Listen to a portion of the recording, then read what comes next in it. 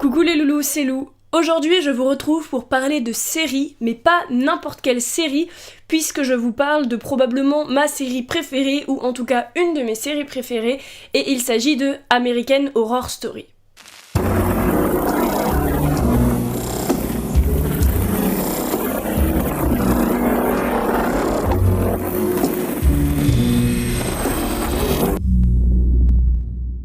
Alors si vous ne regardez pas American Horror Story, vous ne savez probablement pas quelle est sa plus grande particularité, qui est que toutes ces saisons sont indépendantes les unes des autres, c'est-à-dire que à chaque saison on retrouve une nouvelle histoire avec des nouveaux personnages dans un nouveau lieu, peut-être même à une autre époque, mais pourtant le casting est à peu près le même à chaque saison, donc en fait les acteurs d'American Horror Story ne jouent pas les mêmes personnages à chaque saison.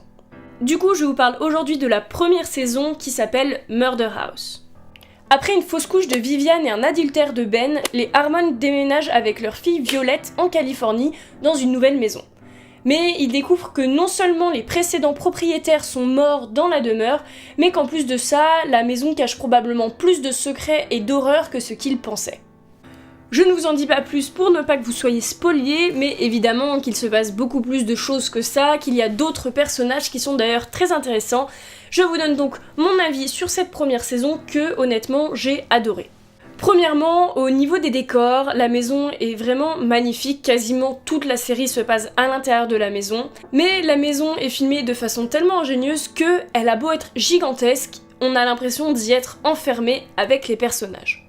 Au niveau de l'image, les plans sont assez classiques, mais pas classiques au niveau film d'horreur. La série n'est pas filmée comme un film d'horreur, et c'est ça qui est génial dans cette série, c'est qu'en fait, elle est plutôt du style comédie dramatique, sauf qu'à l'intérieur, il y a des histoires plutôt horribles, des psychopathes et des meurtres, etc., etc.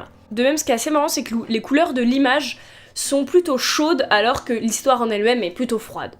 Au niveau du son et déjà la musique, on a en fait une musique du générique qui est extrêmement angoissante et qui est juste géniale.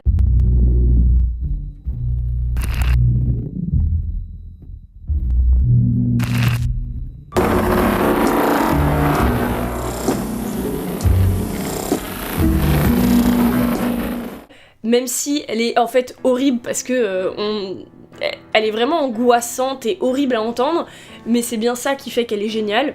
Et les musiques à l'intérieur de la série, elles sont parfois assez clichés, c'est un peu le reproche que je peux faire à la série, mais pas toujours. À d'autres moments, elles sont justement plutôt assez ingénieuses, et c'est ça qui est bien, c'est qu'on n'est pas quand même tout le temps dans le cliché, puisque l'ensemble de la série, je trouve, n'est pas du tout cliché film d'horreur.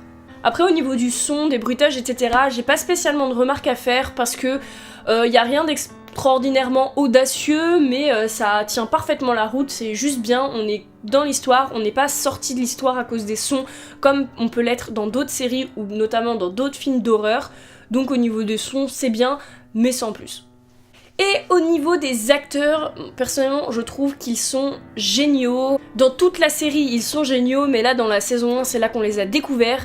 La seule exception, c'est les deux personnages principaux, Ben et Vivian, qui, je trouve, sont un peu moins bons. Et c'est probablement pour cette raison qu'on ne les revoit pas dans les saisons d'après, à part Ben qu'on revoit un chouïa à un moment. Mais voilà, ce sont pas les acteurs principaux de la série et je les trouve un peu moins bons, même si on va pas exagérer, ils sont bons quand même. Mais à côté, les autres sont tellement meilleurs. On a notamment Jessica Lange qui a fait partie de toute la série à part la saison 6, qui est une actrice extraordinaire. Au niveau du plot, moi je trouve que l'histoire elle est vraiment amenée de façon ingénieuse, c'est vraiment super bien réalisé. Un des deux réalisateurs est le réalisateur de Glee et pourtant ça n'a rien à voir, enfin c'était pas du tout le même genre de série donc c'est aussi pour ça, mais vraiment c'est super bien réalisé. Notamment quelque chose qui est vraiment génial, c'est qu'ils arrivent à nous faire aimer des personnages qui sont pourtant détestables, horribles, psychopathes, mais on arrive à avoir pitié pour eux et ça franchement c'est fort. Et il y a aussi le fait qu'on se sent aussi torturé que les personnages principaux. En gros, eux ne savent pas quoi faire, vaudrait mieux pour eux qu'ils quittent la maison, mais ils ne le font pas. Nous en attendant, on regarde la série, on angoisse, vaudrait peut-être mieux qu'on arrête de la regarder, mais on n'arrête pas de la regarder. Donc pour résumer, moi c'est vraiment une de mes séries préférées parce qu'elle est super bien réalisée, les personnages sont super bien écrits, Tout est vraiment génial. Après, effectivement, ça peut faire peur. C'est quand même plus ou moins une série d'horreur. Ça s'appelle pas American Horror Story pour rien. Mais moi, je trouve que, certes, ça fait peur, mais je l'ai toujours regardé toute seule et ça m'a pas posé de problème. C'est pas non plus la série horrible à regarder qui fait super peur. En fait, c'est gore et les histoires sont quand même assez troublantes, etc. Mais en soi, c'est pas surprenant, on n'a pas peur d'un coup, etc. Donc, si vous avez peur d'avoir peur, peut-être regardez-le avec quelqu'un, mais vraiment, je pense que c'est une série qu'il faut regarder. Pour moi, c'est une des grandes séries de l'histoire des séries avec Game of Thrones et les séries comme ça. Mais vraiment, American Horror Story, ça vaut le coup de la regarder.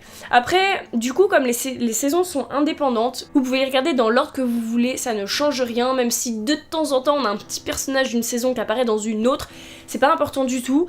Donc, si vous avez un peu peur d'avoir peur, justement, je vous conseille de commencer par la saison 3, par exemple, qui, je pense, est celle qui fait la moins peur, mais qui est quand même gore, etc. Ça vous permettra d'avoir une idée. Si elle vous fait trop peur, au moins vous saurez qu'il faudra pas regarder les autres saisons.